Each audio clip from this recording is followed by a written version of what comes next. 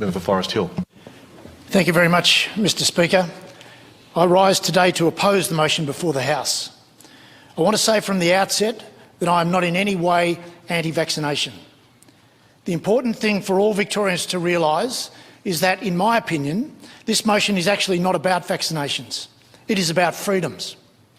Freedom for an individual to make a choice regarding a provisionally approved invasive medical procedure, freedom to be a part of society, freedom to have a job and earn a living, freedom to keep private your personal medical records, freedom of democracy. In my opinion, freedoms are well worth fighting for. As a member of the Liberal Party, I stand here today to defend the very basic and vital values of this party, the values of freedom, of individual responsibility and of personal choice. I also stand here for all the people who, whether through necessity or free choice, are not receiving this vaccination. I'm standing here for the many thousands of Victorians who are about to lose their jobs tomorrow as a result of exercising their conscience and their free choice. I'm standing here for the people who have been coerced into being vaccinated. I'm also standing here for all the doctors who have been forbidden from exercising their best medical judgments for their patients. I'm standing here for the ordinary Victorians who have been silenced and forbidden from gathering together to express a point of view different from this government. I'm standing here for the many faith communities who are facing the issue of having to turn people away from their services and facilities. Countless people from the Forest Hill district and way beyond, across a wide range of occupations, have contacted me and expressed their despair and hopelessness that they are about to lose their livelihoods and don't know what they're going to do. The Prime Minister has clearly stated that vaccinations for COVID-19 will be voluntary. In a letter dated the 6th of September 2021, the Prime Minister states in relation to the vaccine, and I quote, "It will not be compulsory to have the vaccine. The government is clear that vaccination is a personal choice." End quote. The Australian Department of Health Therapeutic Goods Administration website clearly states that the COVID-19 vaccines currently being used are provisionally approved, all subsequent to January 2021.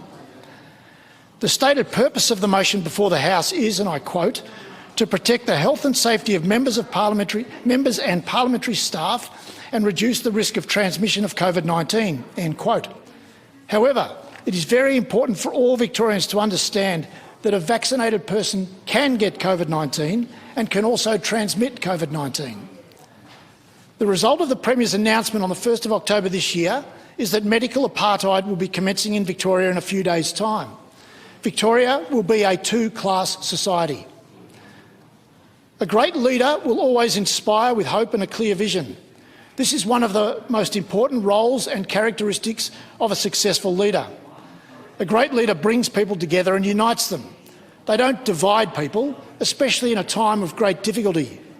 They don't shame people, blame people and pit one person against another. Here in Victoria, we have never seen a more divided and broken society. The moving of this motion and the issuing of public orders to effect this for the broader community clearly demonstrates this. Victoria will become a two-tier society. Unvaccinated people will be sacked from their jobs and will be excluded from the ordinary functioning of society. In Victoria, we have been governed by fear for the last 18 months. Every day, Victorians are lectured at, berated and punished by government MPs and representatives, despite the overwhelming number of people doing their very best and complying with the rules.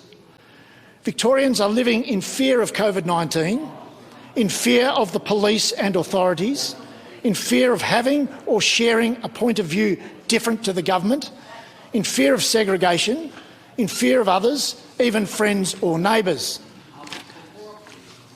Alarmingly, I note that in the UK House of Commons recently, a bill entitled the COVID-19 Vaccine Damage Bill has been introduced. The long title of this bill is, and I quote, "A bill to require the Secretary of State to establish an independent review of disablement caused by COVID-19 vaccinations and the adequacy of the compensation offered to persons so disabled and for connected purposes." End quote. It is a bill about all the people who have suffered severe adverse effects or death as a result of a COVID-19 vaccination. Given the numerous reports of significant adverse events and damage I have heard of throughout Australia, sadly I will not be at all surprised to see a similar bill being required here at some stage.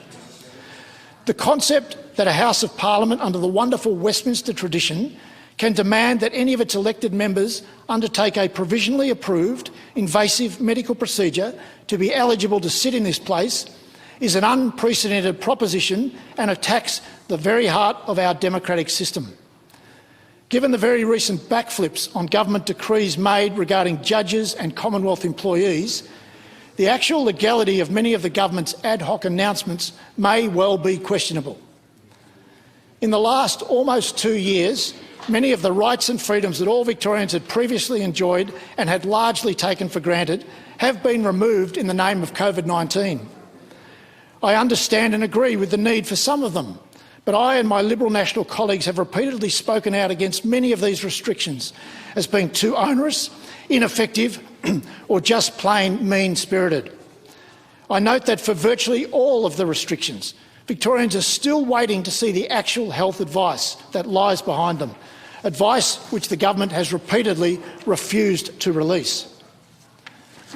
In my opinion, we are racing towards a totalitarian regime here in Victoria, and it has to stop. I have not got time to speak about the numerous charters, codes and conventions that the actions of the Andrews government have repeatedly breached over the last 18 months, but they are many. I would like to thank all the doctors who have been giving early treatment and care to their patients and have helped hundreds of people to recover from COVID-19 and prevented them from being hospitalised. In particular, I note the important work being done by expert doctors all around the world, such as Dr Pierre Corey, Dr Paul Marrick, Dr Simone Gold, Dr Brian Tyson, Dr Peter McCulloch, Professor Thomas Borody, Dr Joseph Veron and countless other doctors who have been on the front line of COVID-19 and have been and still are successfully treating COVID-19 patients. These highly qualified, hard-working doctors have in many cases dared to go against the groupthink and government mantra. In conclusion, for the reasons I have stated, I believe this motion is wrong and should be opposed, which I will do.